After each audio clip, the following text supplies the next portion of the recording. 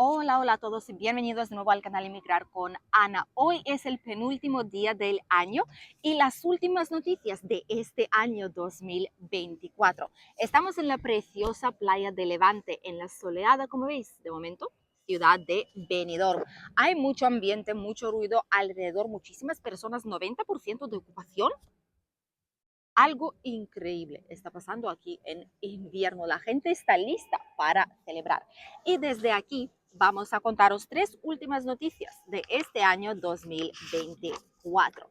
La primera noticia es sobre los tipos de negocios que no deberíais abrir si venís ahora a España y queréis montar algo. La segunda noticia va a ser sobre los cambios en un tipo de estudios que se ha vuelto muy popular recientemente y que sinceramente nos hace mucha falta para obtener unos buenos profesionales para cubrir diferentes trabajos. ¿Qué es lo que ha pasado y qué problemas está trayendo? Y la última noticia va a ser sobre la Nochevieja en España. ¿Cómo son las celebraciones típicas de Nochevieja aquí en nuestra zona más turística y cómo pueden ser en cualquier otra parte de España?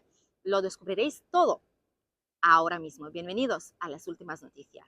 La primera noticia que quería compartir con todos vosotros es sobre qué tipo de negocios es mejor no montar, ni abrir, ni tan siquiera pensar en ello en 2025 ya.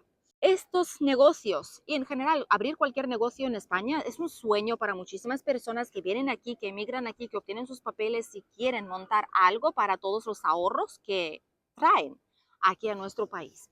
Hay muchísimas personas que quieren abrir, por ejemplo, peluquerías, centros de estética, que quieren abrir un pequeño supermercado, que piensan en barberías, en tiendas, comercios, sector servicios, hotelería, un barecito, un restaurante, cafetería. Y también hay aquellos que piensan, por ejemplo, en cerveza artesanal y aquellos que piensan en panaderías. Pues estos dos últimos siento decepcionaros, pero no recomiendo para nada abrirlo, al no ser que estéis seguros de que traes algo que va a dejar boquiabiertas a todas las personas que van a querer recorrer toda la ciudad para llegar a vuestro negocio. Entonces sí, pero si esto no es el caso, por favor no lo hagáis porque no se consigue a día de hoy.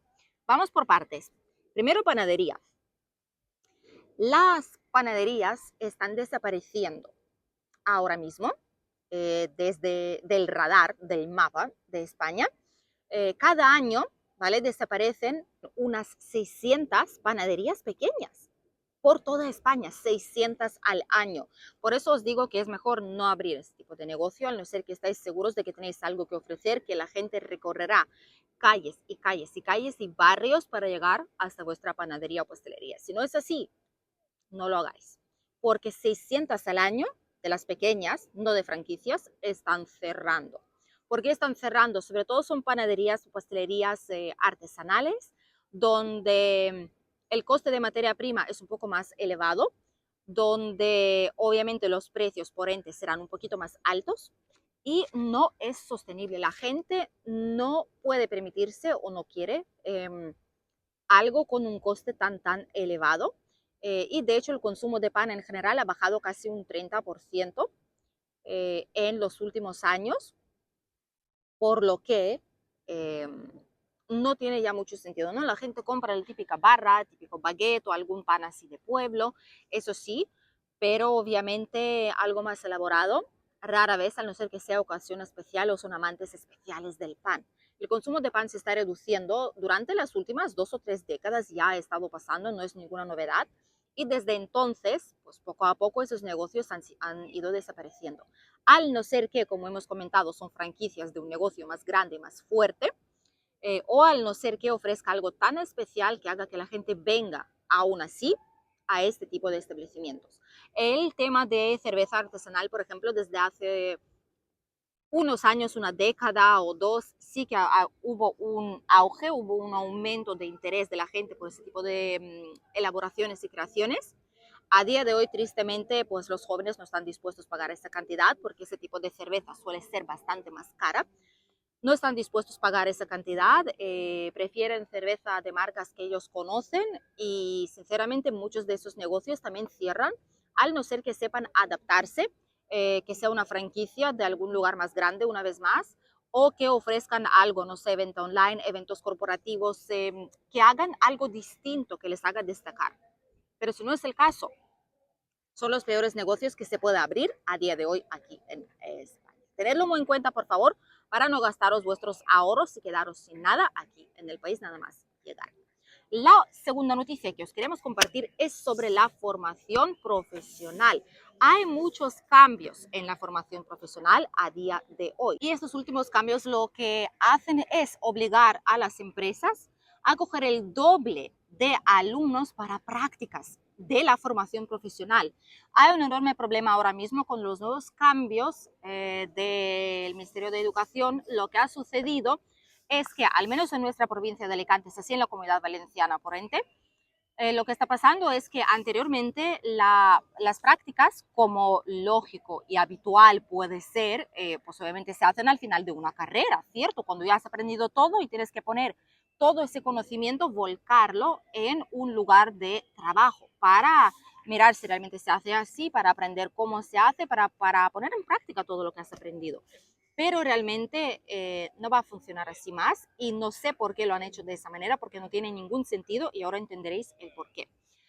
Para empezar, hay dos problemas. Primero es que muchos alumnos que entran en formación profesional básica o los niveles primarios todavía no tienen ni 18 años y no pueden trabajar en ciertas empresas, en ciertas cosas legalmente, ¿vale? Aunque sí pueden hacer formación profesional, pero como que las empresas tienen muchísimo miedo de que, pero si yo voy a contratar a un menor, ¿cómo voy a contratar yo a un menor, aunque sea un contrato de prácticas? Pero es que ¿cómo voy a hacer yo un contrato a un menor de 18 años? Y por el otro lado, hay muchísimos trabajos, profesiones donde, por ejemplo, es que no tiene sentido. Por ejemplo, informáticos, ¿no? El sector de informática. ¿Cómo pretenden de que una persona trabaje, ponga en práctica todo su conocimiento? Se acaba de empezar, no sabe ni programar todavía seguramente, es que no sabe ni cosas básicas, ni códigos básicos, ni absolutamente nada de nada.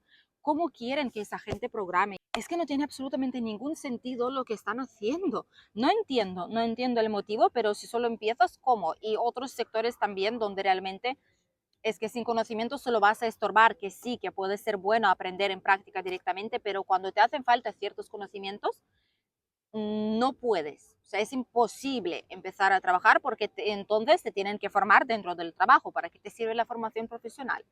Porque al final vas a aprender todo haciendo el trabajo y luego ¿qué? Desde cero vas a empezar a aprender cómo que se hacen las cosas del revés, ¿sabéis? Se hacen las cosas al revés, es que no deberían hacerse así.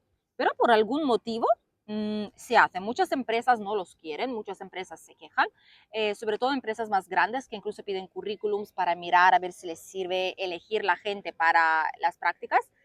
Pequeñas empresas o autónomos, por ejemplo, no suelen elegir tanto porque al fin y al cabo apenas les cuesta tener esa persona porque está en prácticas y es bueno para por lo menos que pueda ayudarles en algo, pero es que tiene sentido lo que están haciendo, tiene sentido esos cambios en la formación profesional, o si por lo contrario es que no debería de ser así. Comentadnos lo que pensáis y cómo es en vuestro país. ¿Primero hacéis la formación y luego las prácticas? ¿O si primero hacéis las prácticas y luego os formáis? Dejadnos vuestros comentarios aquí debajo. Os leemos. Y la última noticia que os queríamos compartir es más una observación, información, ya que mañana es Nochevieja, mañana ya es el último día de este año 2024 y cómo se celebra aquí en España. Obviamente depende también de si os encontráis en un lugar turístico o si no lo es. Lugares grandes celebran a lo grande con algún lugar estratégico, por ejemplo, una plaza de ayuntamiento o una plaza grande abierta, o como aquí en Benidorm, en el caso de la playa de Levante, aquí es donde se celebra la Nochevieja con un concierto multitudinario. Decenas de miles de personas vienen aquí, está todo a reventar, hacen unos fuegos artificiales musicales enormes, hay un escenario, hay pantallas gigantes como de televisión instaladas por todo el paseo, transmitiendo en vivo lo que está pasando en el escenario justo ahí. Hay DJ, música en vivo, hay también conexión después a la 1 de la noche con el Big Ben, con Londres, para felicitar a todos los ingleses que hay aquí por Año Nuevo, aunque ellos celebran el español a las 12 también aquí, se comen las uvas, se abre el champán, la gente trae sus propios fuegos artificiales, hay mucha presencia policial, hay mucho ambiente, pero después mucha gente sigue celebrando en restaurantes, pero pocos abren hasta la 1 y algo. Normalmente es la cena, fuegos artificiales, cotillón un poquito y se acabó. En hoteles, sin embargo, sí que se ofrece hasta las 4 o 5 de la mañana, hasta que lo que aguante uno. Después música en vivo y animación. Hay discotecas que sí que se abren hasta las 8 o 9 de la mañana, eso sí, para celebrar ese día, pero las entradas suelen ser bastante caras, 50, 60, 70, 90, 100 euros por persona según lo que quieres elegir, si quieres bebidas o una zona VIP, etc. En lugares menos turísticos, pues obviamente habrá menor celebración, pero lo principal, lo típico, lo usual y lo habitual es al menos tener un lugar en vuestra zona donde vais a celebrar lo que son las campanadas, comernos las uvas y mirar los fuegos artificiales. Más o menos es así como suele ser aquí en España la celebración de Nochevieja. Y además también, como la guinda del pastel, las uvas, que es la tradición auténtica aquí en España para Nochevieja, comernos las 12 uvas con cada sonido, ¿vale? Que son 12 en total por cada uno de los meses del año, pues se come una uva para que traiga suerte para el año siguiente. Es la tradición aquí, no sé cómo es en otros países, pero aquí lo es. Y las uvas han encarecido casi un tercio de su precio, casi un 30% también, para la celebración, para rematarla. Pero la gente está feliz, la gente está contenta. En nuestra zona hace un tiempo increíble, la gente está andando con bañador y bañándose en el mar en pleno diciembre, casi enero ya. Nada va a impedir que celebremos la Nochevieja, al no ser que llueva, que es nuestra máxima preocupación, porque llegan nubes bastante feas a nuestra zona mañana mismo. Así es como se celebra la Nochevieja en España, esa es la tradición. Contadnos cuál es vuestra tradición para la Nochevieja en vuestro país o tal vez en vuestra familia. Nos vemos en un nuevo vídeo ya este miércoles 1 de enero. Feliz año nuevo a todos. Adiós.